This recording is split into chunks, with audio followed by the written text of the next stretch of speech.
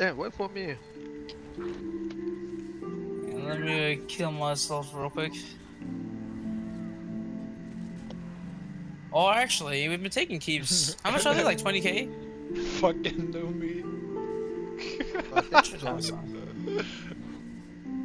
Bro, let's go, Oh, boys. fucking hell, let's go. I got some. Put that in your video, bro.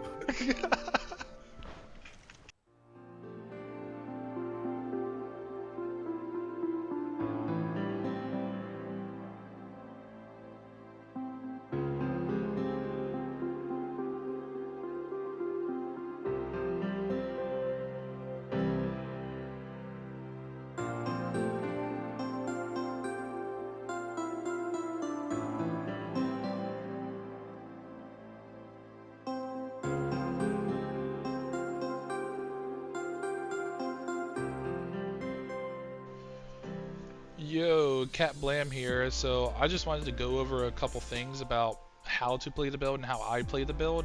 Since it's a mechanical acuity build, you're going to have a 25-second downtime between every burst, which kind of works out in your favor because by the time you got your mechanical acuity again, there's a good chance you might just have your Dawnbreaker. And during that downtime, you're just going to want to build your fortress, you know, stand in your runes, stand in your extended ritual, have up your living dark, and you're just getting tons and tons of healing. And then once you're ready to go offensive, slurp your alliance battle drought, hit race against time, power of the light, jab a couple times, get those stacks up to guarantee your Dawnbreaker crit that did not crit, unfortunately. Because even with 3 stacks, you have a shit ton of crit chance. But unfortunately, like 60% crit chance just there didn't crit. But yeah, just play defensive until your mechanical acuity is up and then go back offensive. However, for squishier targets, I would recommend just full offensive and do not let up unless you're kind of dying to like dots, and then you're going to want to refresh your extended ritual.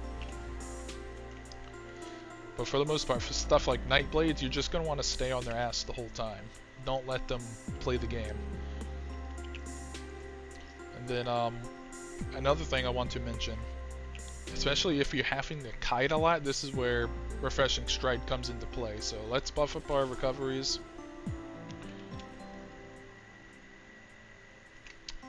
I don't have food on. Okay, buffed up recoveries, 2015 recovery. That's without continuous attack. We start sprinting because we have a Refreshing Stride. Look at that, it's nearly 2700 recovery. So whenever you're kiting, it's huge for your Magicka sustain. So you could just keep pumping your heals, extended ritual, pumping your heals. Also make sure to use your stamina based heals as well. Extended ritual. So you're just going to want to keep that on repeat while you're kiting.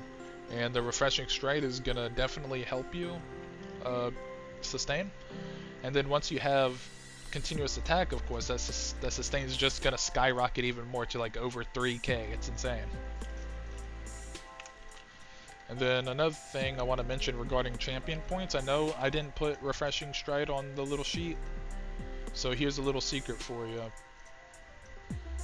So as you can tell, I don't have Pain's Refuge on here. And why that is because Pain's Refuge, while it's nice, it's definitely not really necessary, especially for a Templar, because you're constantly purging all your debuffs, so you're not going to get that much benefit out of it. So swap Pain's Refuge for Refreshing Stride. Or swap Slippery. You can just, these are your 2 flex spots, Slippery and Refreshing Stride. So yeah, that's about it. Yo, post-edit Cat Blam here.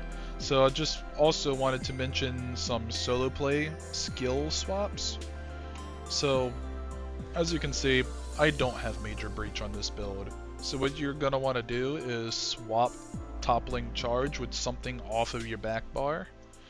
And then on your back bar, since it's a Frost Staff, you're going to want to put Weakness to Elements there.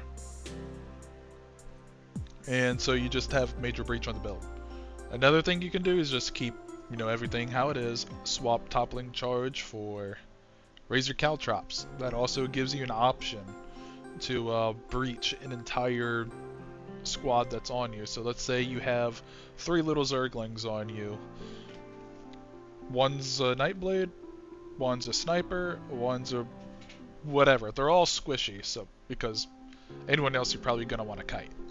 Anyways, so you just throw down razor caltrops and then you go offensive with your burst. The nice thing about caltrops is that since it's a damage over time, every time it ticks on those 3 targets, it's also gonna help give you your acuity stacks as well. But yeah, those are the skill swaps that I would recommend if you're playing solo, but since I'm not solo, I'm just not running breach since my teammates have it. And then regarding Power of the Light, you can actually swap this for Purifying Light if you have a Warden that's running Deep Fissure. So you could just have more healing. Plus Purifying Light also heals your group, so that's really nice too. Anyways, yeah, that's it. No, that is not it. One more thing. I never mentioned Swarming Scion. I had it just sitting here, but I never talked about it. So let's just buff up. Boom, boom, boom, boom. Swarming Scion. Oh, it's your offensive go. Power of the Light. Bam, bam, bam, bam, bam. Hit them with your jabs. Especially if you're using toppling charge. Toppling charge them. Jab them up. And then when they're low, beam. Stay on top of them for all the dots from the Swarming Scion. Anyways, yeah. That's kind of how you use the Scion ability. You might see me use it a couple times in the clips. Just because it does outrageous amounts of AoE damage. And it keeps you alive pretty well.